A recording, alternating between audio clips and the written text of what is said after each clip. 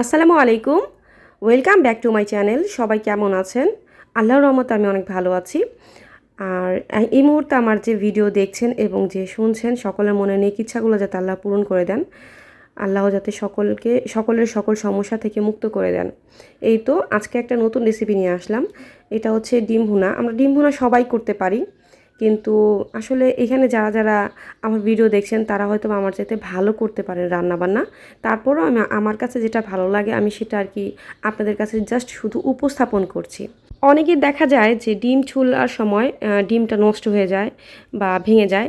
সেক্ষেত্রে ডিম সিদ্ধ হওয়ার সময় যদি একটু আমরা লবণ দিয়ে নিই এবং সিদ্ধ হওয়ার পর যদি একটু বরফের পানিতে ভিজিয়ে রাখি কিছুক্ষণ, তাহলে দেখা যায় ডিমটা সুন্দর করে চুলকা ছুটে যাচ্ছে। এবং আমি এভাবেই সবসময় ডিম সিদ্ধ করি। তো যাই হোক, ডিম সিদ্ধ করার পরে একটু সামান্য হলুদ এবং লবণ দিয়ে ভালো করে একটু লাল লাল করে নেব। আমার কাছে একটু মনে হয় যে ডিমটা যদি একটু বেশি করে লাল লাল করে ভাজা হয় তাহলে মনে হয় স্বাদটা অনেক বেশি বেড়ে যায়। আর আমার চ্যানেলটিকে যারা সাবস্ক্রাইব করেছেন তাদেরকে অন্তরের অন্তঃস্থ থেকে অনেক অনেক অনেক অনেক ধন্যবাদ। আর যারা করেননি প্লিজ নিজের ছোট বোন হিসাবে আমার চ্যানেলটিকে একটু সাবস্ক্রাইব করে দিবেন।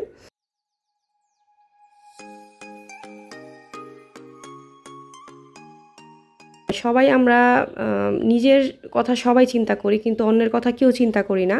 কিন্তু দেখা যায় যে আমার নতুন নতুন কিছু আপু আমার সঙ্গে যুক্ত হয়েছেন, তাদের মন আসলে অনেক অনেক বেশি ভালো।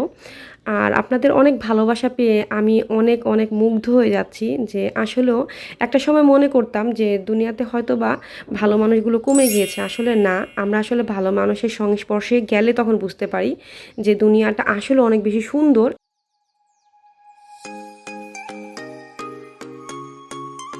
ডিমটা খুবই ভালো করে লাল লাল করে ভেজে নিচ্ছিলাম। অনেকেই হয়তোবা ডিম একটু কম ভাজেন কারণ শক্ত ডিম পছন্দ করে না, কিন্তু আমার কাছে মনে হয় লাল করে ভাজলে ডিমের যে সিদ্ধ একটা গন্ধ আছে সেটা চলে যায়।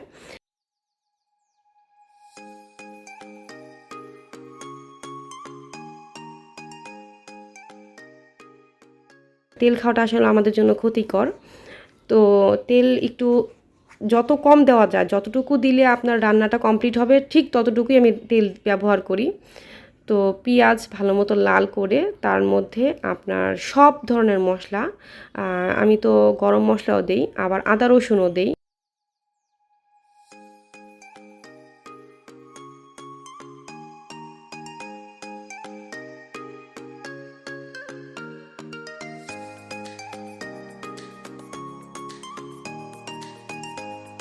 রন্ধন একটি শিল্প।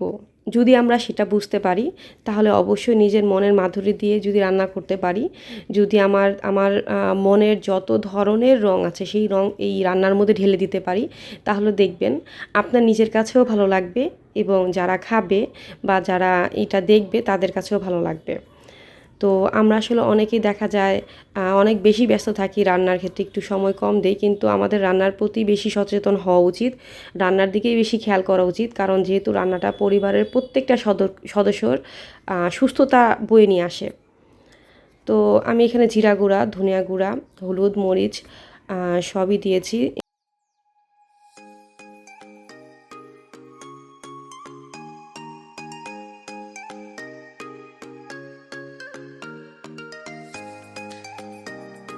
যতক্ষণ পর্যন্ত মশলার থেকে গন্ধটা না সরে যায় ততক্ষণ পর্যন্ত মশলাটা ভেজেছি, তারপর ডিমটা দিয়েছি।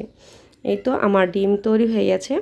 আর আমার কথাগুলো যদি কারো কাছে কোনো খারাপ লেগে থাকে তাহলে প্লিজ আমাকে ক্ষমা সুন্দর দৃষ্টিতে দেখবেন। আপনাদের অনেক অনেক ভালোবাসা এই পর্যন্ত পেয়েছি। আমি চাই আপনারা যাতে আমাকে আরও আরও বেশি ভালোবাসা দেন। অনেক অনেক ধন্যবাদ।